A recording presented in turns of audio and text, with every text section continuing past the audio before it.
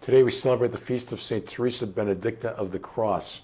Born in this life as Edith Stein in Germany, she grew up as a Jew, decided at a very early young age that in fact she was an atheist. She didn't believe in God, but had a passion for philosophy, the pursuit of truth.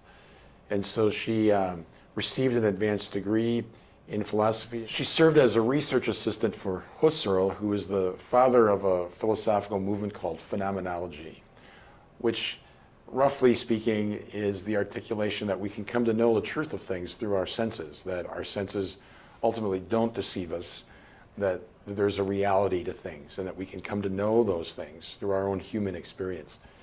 One night, she was staying at a friend's house, and she discovered in the library the autobiography of St. Teresa of Avila. She picked the book up out of curiosity, read it in one night, which shows how brilliant she was. And when she closed the back cover, she said, "This is truth." So there was a foundational moment in her move towards belief in God and her ultimate entry into the Catholic Church. The other moment came when she walked into a Catholic church at noontime. There was no mass or service going on. But she walked in out of curiosity, and she realized she was surrounded by people coming and going, genuflecting, kneeling down, praying to the Blessed Sacrament. You know, ordinary people, working class people, poor people, wealthy people, people with sacks of groceries, whatever. And she was amazed by the fact that they all seemed to be actually talking to a person, that they were absorbed in this interior conversation with somebody that was actually there that could not be seen.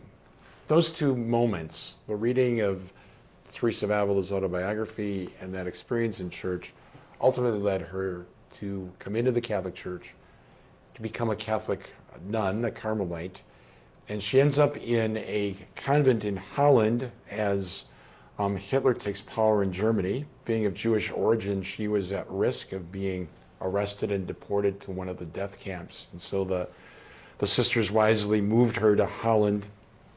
There came a moment in the progress of the war where the Dutch bishops read a very strong denunciation of Nazism across the entire Netherlands. And in retaliation, Hitler ordered that every Catholic of Jewish origin in the Netherlands should be arrested, deported, and taken east to one of the camps.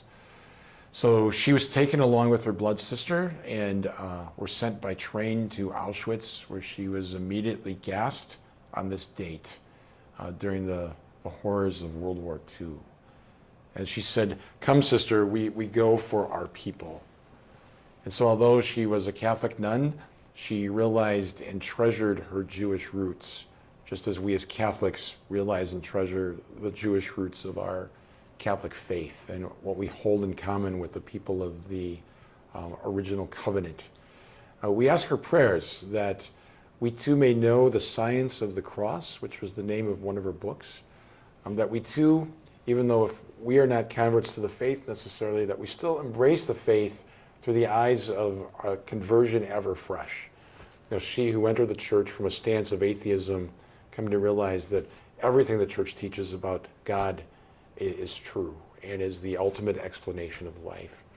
We honor her as martyr, as intellectual, as a religious, as a Carmelite, and we ask her prayers in our lives of faith, asking for that ever deeper conversion that transforms hearts.